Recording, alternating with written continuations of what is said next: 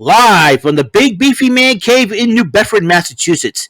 This is the YouTube channel vlog show in which video games, flash game show gameplays, along with sports and wrestling news are the norm. This is the YouTube channel vlog show of positivity, good times, and fun. This is Eric Lima Shenanigans of 1977. And now, here is the host of the show, the perpetrator of these shenanigans, Big Beefy E himself, Mr. Eric M. Lima. Thank you very much, Mr. Announcer, sir, for that lovely intro. That's right, it is me, live from the Big Beefy Man Cave here in New Bedford, Massachusetts. For those of you who don't know, that's New Bedford. It's the Portuguese version of way of saying New Bedford. New Beige. New Beige, New Bedford. New Bedford. You know? Well, here I am, the perpetrator of the shenanigans, coming at you with another episode of Eric Lima Shenanigans of 1977, episode 35 of the show. What's going on? Obviously, it's September 24, 2022, 1:06 p.m. That's right, coming at you live and in a living color, so to speak.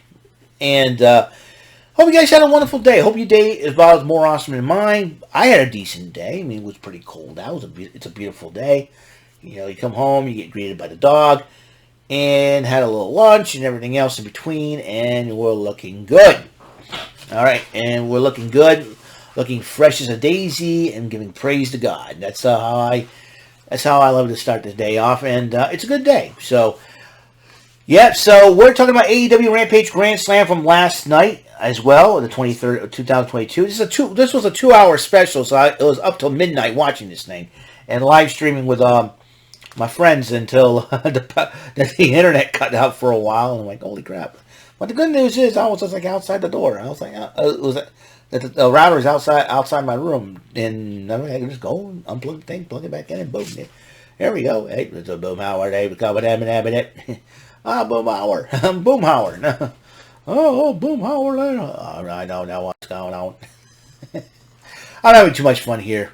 I think I ate too much. I know those chewy chips Ahoy cookies I just ate must make like I go wee. You know, put my brain in the parakeet, zing, fly backwards. Anyways, I always got a sense of humor gotta have a sense of humor. It must be the Booty-O shirt I'm wearing. Anyways, yeah, check it out. We're gonna talk about AEW Rampage Grand Slam. What a heck of an event that was.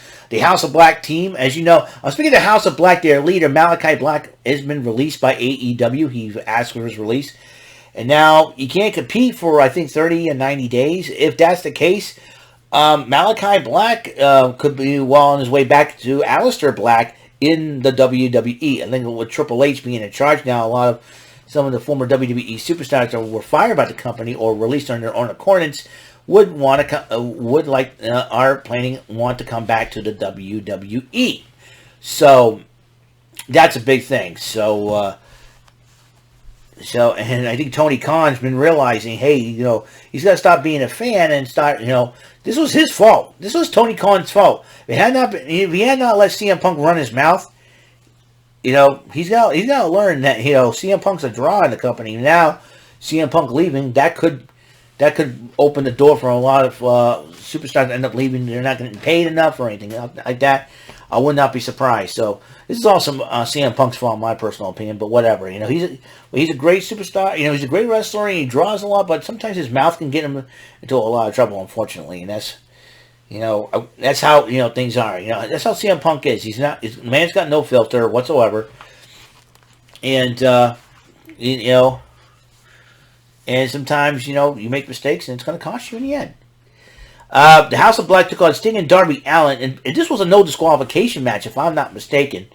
You know, House of Black was getting control. In fact, they got Julia Hart seems like taking more charge as a member of the House of Black, and she decided to make sure, you know, she had her and Buddy Matthews had Sting chained up to a chair. Darby Allin was busted open while Brody King was keeping him company. But then the lights went out, and then the lights went back on.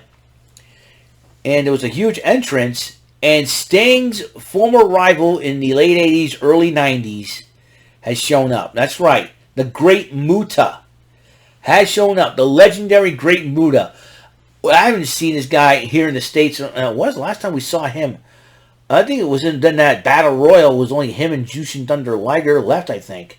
I think someone else won, or someone else did. I mean, it was crazy, and and then Great Muta was about to go after Sting at first, but then Sting forgot. Okay, whose side is this guy on? He turns around. Buddy Matthews took a couple of steps back, and Buddy Matthews tried to attack him. Dragon Screw leg whip, and then all of a sudden, then he missed it. Buddy Matthews bumped him into Julia Hart, who took a table, but she took part of a table and then hit the concrete floor. Hopefully, the girl was okay. Now, everybody was talking about that. And then Sting got out of the handcuffs, hit Buddy Matthews with the Scorpion Death Drop. Shout out to Leon Calavera, and ended up picking the victory. And then Sting and Great Muta shared a good moment. They shook hands, they hugged. It was a really cool moment. Sting had a lot of respect for Great Muta. Muta had a lot of respect for Stinger. And I'll tell you one thing, and if Muta is going out, this is last year in wrestling, if Great Muta is going out, he's going out on top. That's my personal opinion. I'll just see Great Muta in the WWE just one time. Just one time. It'd be a one-time off thing like Jushin Thunder Liger did when he fought Tyler Breeze on NXT TakeOver. I want to say the Great Muta, one time. I like to see, or if I see Great Muta challenge for a championship, I like to see him try to get the Intercontinental title. But if not, Great Muta, all in all, Great Muta had an awesome career. Nevertheless, it's a great career. I see him, give him like a 1-week contract with the WWE, help teach the young kids, and, put him in the Hall of Fame. That's my personal opinion. Great Muta's had a storied career, not only in his native Japan, but here in the States as well. So there's that. And then Action Bronson and Hook took on 2.0. That will be Daddy Magic Matt Menard and Cool Hand Angelo Parker of the Jericho Appreciation Society. And those two loudmouths got their butts kicked when the transmission holds were put on by Hook and Action Bronson. And Bronson and Hook did win their first matchup as a tag team. Then Wardlow and Samoa Joe. Wardlow, the TNT champion. Samoa Joe, the Ring of Honor television champion, took on Josh Woods and Tony Nese. And Wardlow and Joe did pick up, or War Joe, as a lot of people call him. Both teams were brawling after the matchup, and then Wardlow decided to put that loudmouth, Smart Mark Sterling, powerbombed him 3 times. Smart Mark Sterling's going to be whining and crying, going to sue Wardlow and all that. Well, I think still MJF's boys, as far as Smart Mark Sterling is concerned. So I think Smart Mark Sterling will probably go back to talk to MJF about it all. Jungle Boy dresses his matchup. He has a lot of respect for Ray Phoenix. Jungle Boy and Ray Phoenix went at it one-on-one. Jungle Boy did pick up the victory. The two shook hands afterwards. But then Christian Cage ended up showing up, starts talking. Then Luchasaurus attacked Jungle Boy from behind. Christian Cage was trashing Jungle Boy after the match. Alex Marvez interviewed the Jericho Appreciation Society after Jericho picked up the Ring of Honor title. It was from last week. Then on this past Wednesday, Eddie Kingston went one-on-one with Sammy Guevara. And Eddie Kingston and Guevara really beat the tar out of each other, but then Eddie Kingston had Guevara in that sleeper hold and did win the matchup, but he refused to let go of it, so the referee had no choice but to reverse the decision. As a result, he refused to let go of the hold. Even after the matchup, you're disqualified, so Guevara wins by disqualification. And then Jade Cargill went on one-on-one against Diamante. Diamante supposedly had R&B artist Trina in her corner as Diamante challenged Jade Cargill for the TBS title, but Cargill did win the matchup, and then Trina confronted Diamante, and Trina turned against Diamante and joined up with Jade Cargill and the other baddies. I'm like, great. Now the Golden Ticket Battle Royal. Everybody from Matt Hardy and Private Party did reunite. So the Hardy family offices technically back together with those 3. But you got, Butcher and the Blade. You got Danhausen, John Silver, a.k.a. Johnny Hungy. He's my favorite member. All the members of the Dark Order except for Alex Reynolds was in there because Alex Reynolds was hurt. Roosh was in there, but in the end, Adam Page and Hangman Adam Page won the match that will challenge Jon Moxley for the title at this coming Dynamite. Which begs me the question: is the controversy surrounding Adam Page what started this whole thing with CM Punk? And I'll tell you one thing right now: Adam Page, well, if he wins the title, I wouldn't, and that's probably the reason why. And well, you're gonna see MJF going to get himself involved somehow. The main event is a lights out match between Ricky and former partners from Team Taz, Ricky Starks and Powerhouse Hobbs. Mark Henry was interviewing both of these two gentlemen. They had a lot to say, but then Mark Henry goes, "It's time for enough talk. It's time for the main event." Lights out matchup. These two guys went at it in the end. Ricky Starks did pick up the victory over Powerhouse Hobbs with the Rochambeau, and believe me, Ricky Starks did earn that victory and earned my respect. So AEW's coming along pretty good, but after they're trying to recover from that whole incident with CM Punk and the Young Bucks, and according to reports that CM Punk may not be coming back to AEW. I don't know if he's going to come back to the WWE. That's no. But regardless of what happens, CM Punk is injured. He's going to be out. He's going to be out 6 to 9 months. I would not be. I'm not going to be surprised at all.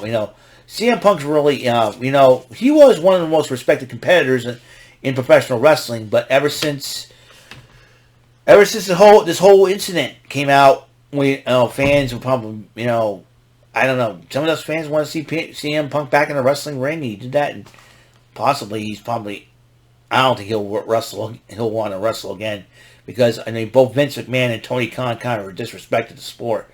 Tony Khan was a fan, but Tony Khan does not know how to. I don't know, but nevertheless, it happens. It happens. That's life. All right, so that is it. That's all the time we have here for episode 35. Of Eric Lima Shenanigans of 1977 AEW Rampage Grand Slam Event Center, and for September the 23rd, 2022. It's crazy. Both wrestling organizations are doing well. They're starting to get bounced back. A lot of things are happening.